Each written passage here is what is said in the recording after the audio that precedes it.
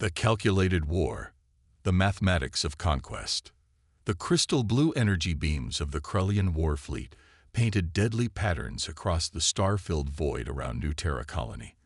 Fleet Commander Zethros stood motionless on the command deck of his flagship, the Eternal Logic, watching the human settlement through the panoramic display screens. His 4 arms worked efficiently across multiple control interfaces, while his large, diamond-shaped head calculated victory probabilities. The Krellians had perfected warfare over 5,000 years ago.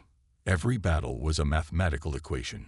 Energy output versus shield capacity, distance calculations versus weapon accuracy, casualty percentages versus surrender thresholds.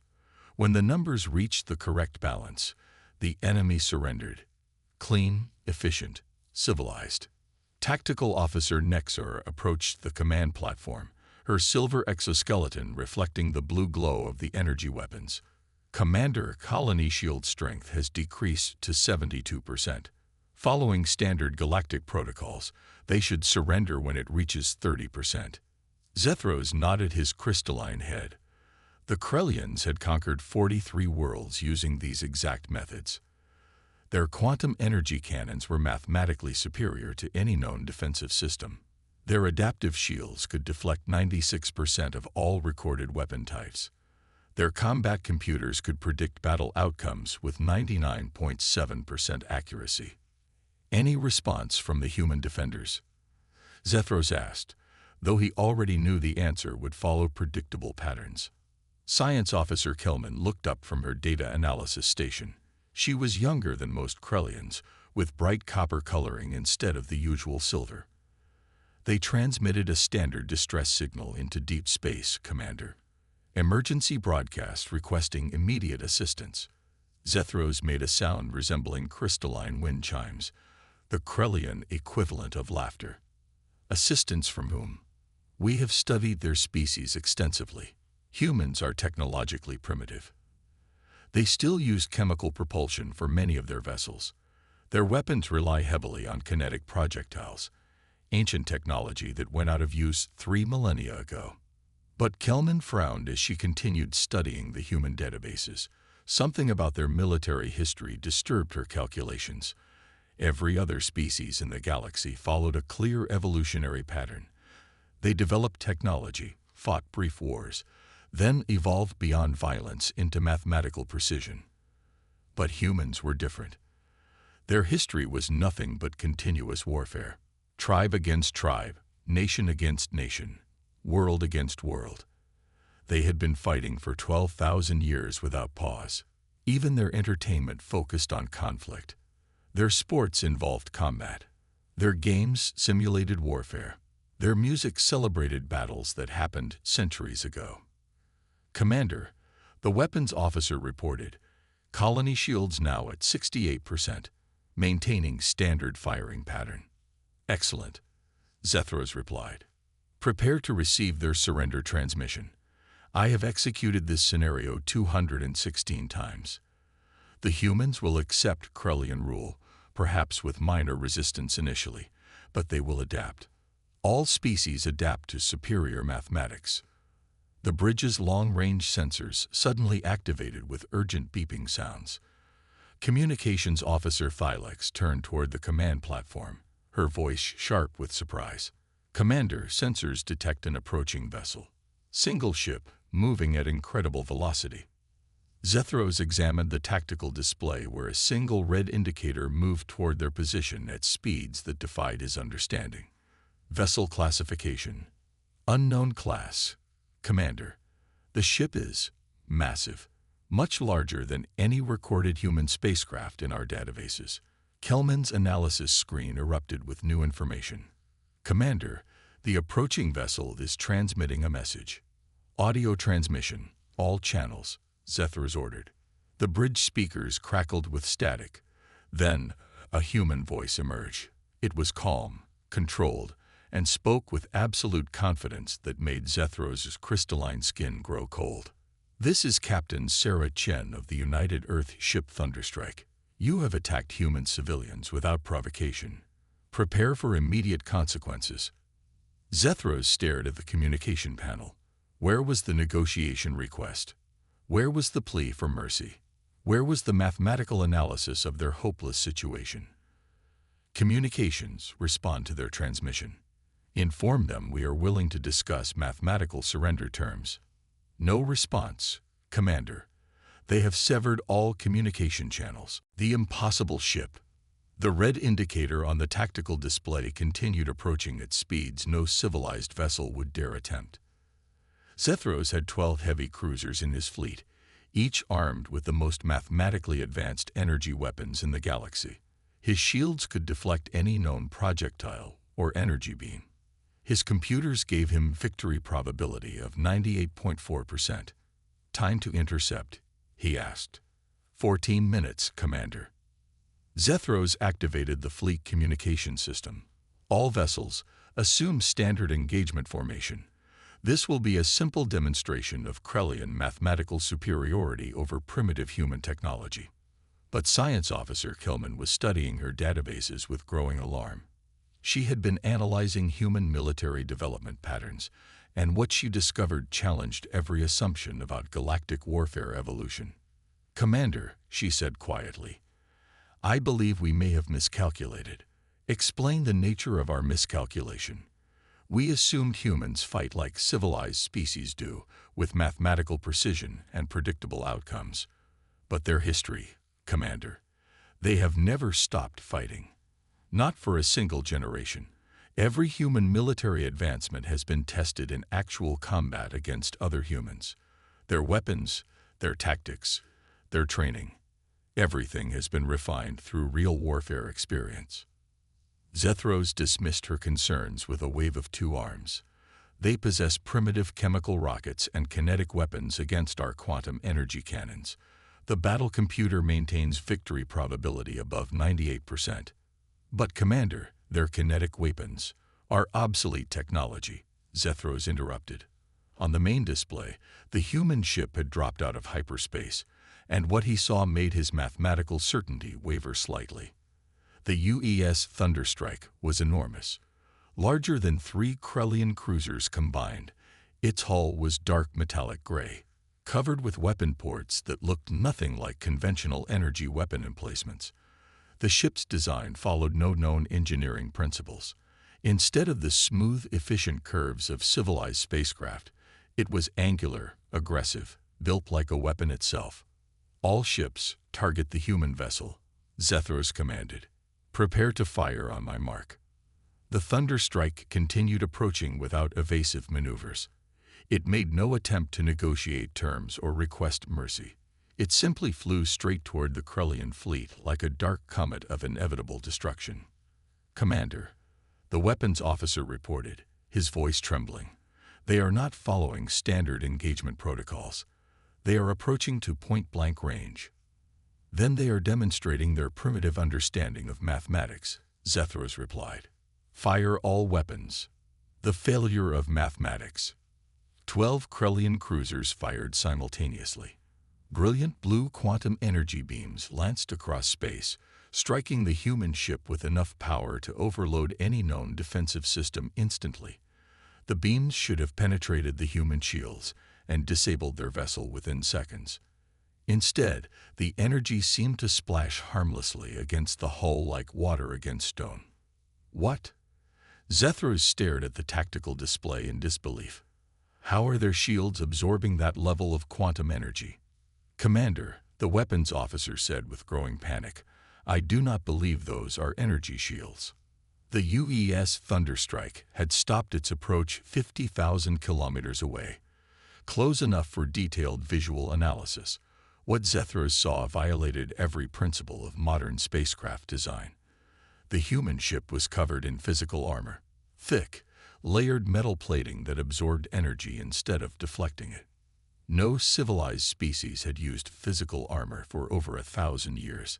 Energy shields were mathematically more efficient, lighter, and required less material resources.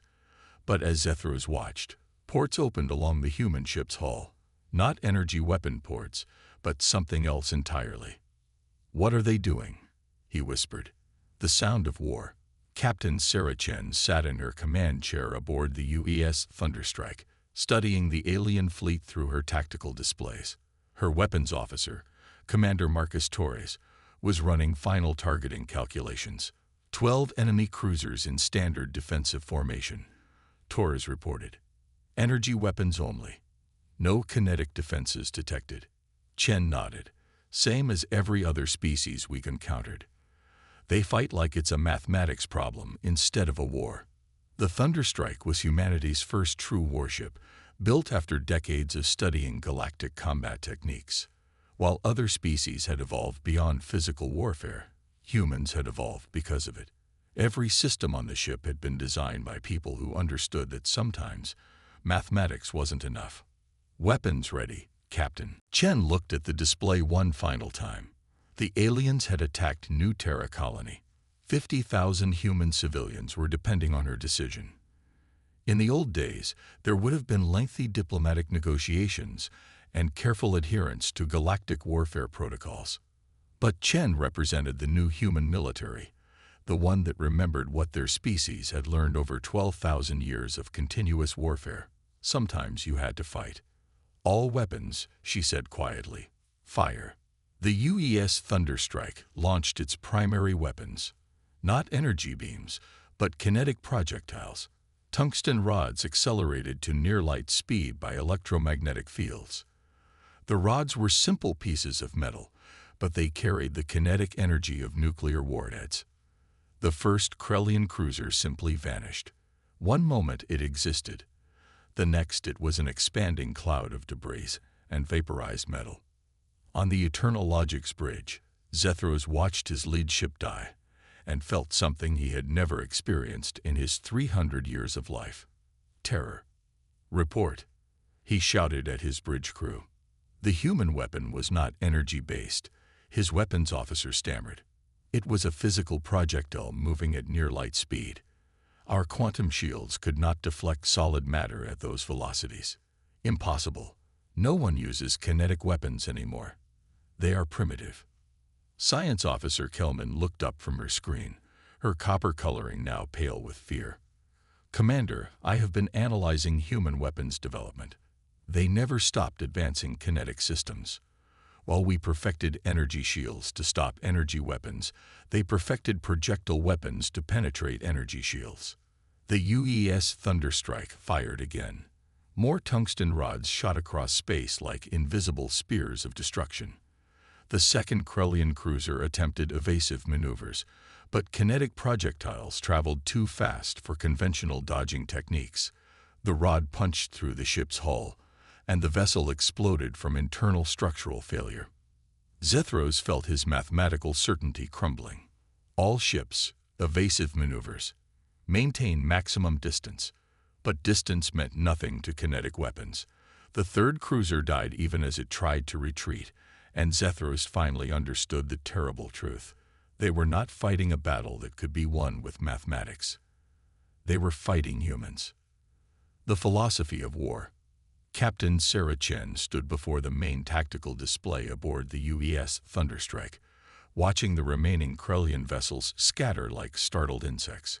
Her bridge crew worked with practiced efficiency, but she could see the mixture of satisfaction and grim determination in their eyes.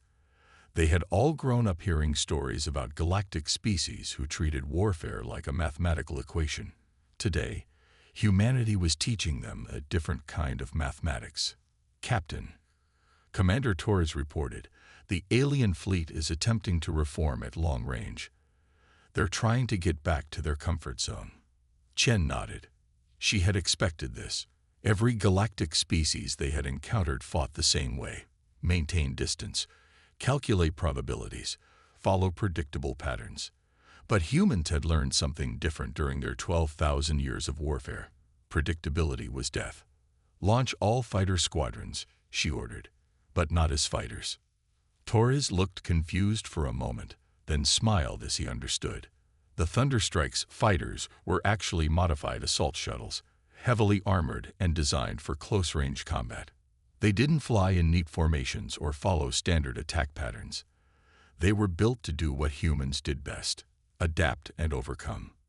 On the bridge of the Eternal Logic, Fleet Commander Zethros watched in growing horror as dozens of small craft poured from the human ship.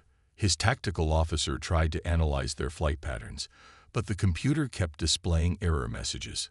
"What is their formation strategy?" Zethros demanded. "Unknown, Commander. They appear to be flying randomly." But it wasn't random.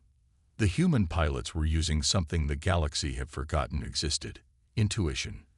They weaved between the Krellian energy beams, not because computers told them where to go, but because their human instincts told them how to survive.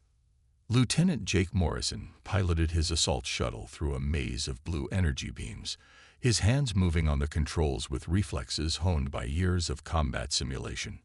Unlike galactic pilots who relied on computer assistance, humans still trained for manual flight. Morrison to all pilots, he transmitted. "Remember, these aliens have never seen real dogfighting. Show them what Earth pilots can do." The human pilots began executing maneuvers that violated every principle of civilized space combat. They used debris for cover, flew in unpredictable spirals, and coordinated their attacks through instinct rather than computer algorithms. The music of battle. Dr. Elena Vasquez, the Thunderstrike's combat psychologist, monitored the alien fleet communications as her psychological warfare protocols took effect. What she heard confirmed her theories about galactic military psychology. "Captain," she reported, "their crew communications show increasing panic. Several ships report crew members abandoning their posts." "Why?" Chen asked, though she suspected she knew the answer. They've never experienced human military culture before. To them, combat is a job. To us, it's who we are. The human fighters weren't just attacking, they were broadcasting. Every pilot transmitted pieces of human military history, war songs that had inspired soldiers for centuries, recordings of famous last stands, audio clips of human commanders who had refused to surrender against impossible odds. The psychological effect on the Krellian crews was devastating. They had spent thousands of years evolving beyond their warrior instincts, turning violence into mathematics. But the humans seemed to embrace the chaos of combat, finding strength in the very things that terrified other species.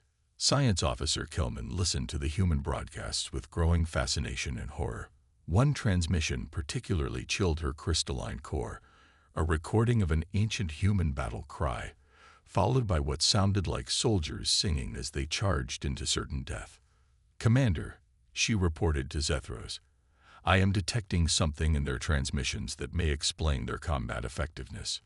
"Explain." "They are not afraid to die." The simple statement hit the bridge like a shockwave. Every civilized species valued self-preservation above all else. Combat was about mathematical risk assessment, but these humans seemed to welcome danger, as if dying in battle was somehow preferable to living in defeat. Boarding action. While the fighter squadrons kept the Krellian fleet distracted, Captain Chen was implementing the most shocking tactic in the human military arsenal, something no galactic species had attempted in over 2,000 years. "Major Rodriguez," she spoke into her communicator, "are your Marines ready?" Major Carmen Rodriguez's voice came back immediately, filled with anticipation. "Ready and eager, Captain. These aliens have no idea what's coming." Chen smiled grimly. The galaxy had forgotten that sometimes the only way to truly defeat an enemy was to look them in the eye. Launch boarding pods. What happened next had never occurred in recorded galactic history. The UEA's Thunderstrike fired specially designed pods directly at the Krellian cruisers. These weren't weapons, they were delivery systems for something far more terrifying: human soldiers who intended to fight inside enemy ships. The boarding pod slammed into the hull of a Krellian cruiser with tremendous force. Magnetic clamps locked onto the alien metal, and cutting torches began burning through the outer armor. Inside the ship, alarms screamed warnings that no Krellian crew had ever heard before. "What is happening?" the ship's captain demanded of his crew. "Unknown, sir. Something has attached to our hull and is breaking through." The aliens ran around in panic, not knowing what to do. Their training covered energy weapon failures, shield overloads, and system malfunctions, but no one had ever told them what to do if enemies actually came inside their ship. The section of hull exploded inward, filling the corridor with smoke and debris. Through the breach came shapes that the Krellians had never seen before. Humans in full combat armor, carrying weapons designed for close-quarters fighting. Major Rodriguez stepped through first, her rifle ready, her team behind her. The corridor was exactly as intelligence had predicted, wide, undefended spaces designed for peaceful crew movement, not combat. "Secure the corridor," she ordered. "Alpha team to the bridge, Beta team to engineering. I want this ship taken in 10 minutes." The Krellian crew tried to resist, but their energy weapons were designed for ship-to-ship combat, not fighting in narrow corridors. The humans used tactics that had been developed over thousands of years of warfare: smoke grenades, coordinated team movements, and an understanding of close-quarters combat that the aliens had never imagined. Lieutenant Sarah Kim kicked open the door to the bridge and found the alien officers huddled behind their control panels, staring at her with large, terrified eyes. "Bridge secured," she reported. Back on the Thunderstrike, Captain Chen watched her boarding parties take control of the alien ship in less than 8 minutes. "Too easy," she murmured.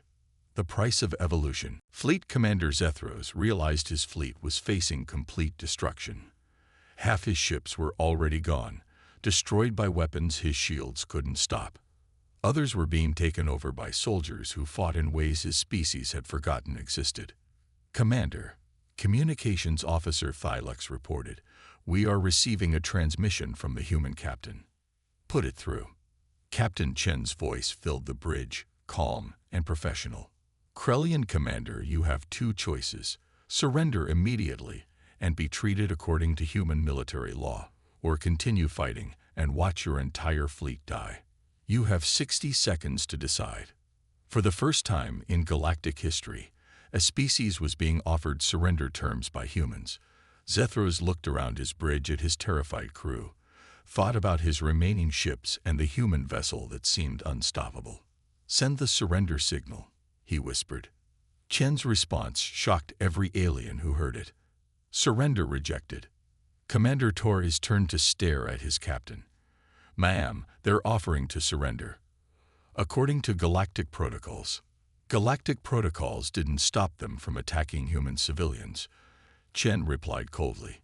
"They started this fight thinking war was a game with rules. Time to show them what real war looks like." Zethros felt his blood freeze. No one in galactic history had ever rejected a formal surrender. It violated every principle of civilized warfare. "What do they want?" he asked desperately. Science Officer Kelman was studying her human databases with growing understanding. "Commander, I believe they want to send a message to the entire galaxy. In human history, when someone attacked their civilians, they didn't just defeat the enemy. They made sure everyone knew what happened to those who threatened human lives." The new mathematics. What followed was something the galaxy had never witnessed: total warfare. Not the mathematical precision of galactic combat, but the complete dedication to victory that humans had learned over 12 millennia of continuous fighting. The remaining Krellian ships fought desperately, but they were fighting an enemy that had evolved differently. While other species had grown beyond violence, humans had grown because of it. Every tactic, every weapon, every strategy had been tested in actual combat against other humans who were equally determined to survive. The UES Thunderstrike demonstrated technologies that made galactic military experts reevaluate everything they thought they knew about warfare. Adaptive armor that learned from each hit, weapons that changed configuration mid-battle, tactics that seemed to anticipate every possible enemy response. But the most shocking revelation was the human crew themselves. They fought with a coordination and determination that transcended individual survival. When one system failed, they improvised. When their calculations proved wrong, they adapted. When the odds seemed impossible, they fought harder. The final Krellian ship surrendered not because its shields failed or its weapons stopped working, but because its crew could no longer face an enemy that treated impossible odds as just another challenge to overcome. The message heard across the galaxy. As the battle ended, Captain Chen opened a communication channel that would broadcast across the entire galaxy.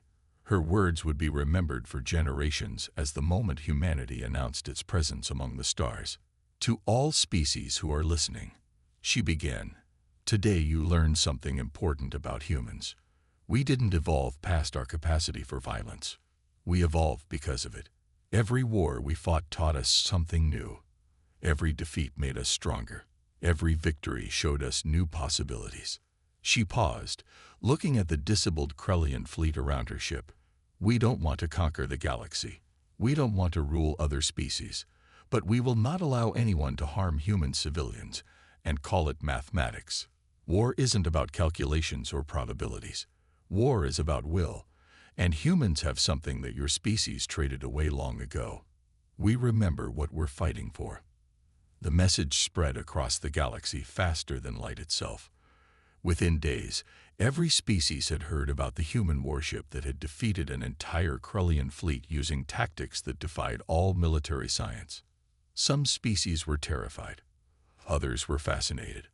All of them realized that humanity represented something new in galactic civilization, a species that had retained its warrior nature while developing advanced technology. Dr. Vasquez filed her report to Earth Command, knowing it would change how humanity was viewed throughout the galaxy. The other species evolved past their warrior phase because they wanted to minimize violence. Humans never stopped being warriors. We just became better at it. The battle was over, but humanity's place in the galaxy had just begun.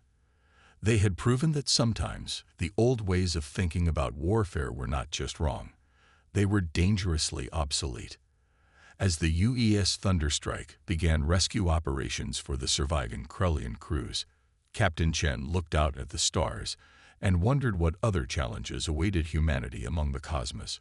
One thing was certain: the galaxy would never again mistake human determination for primitive thinking. The age of mathematical warfare was ending. The age of human warfare had begun.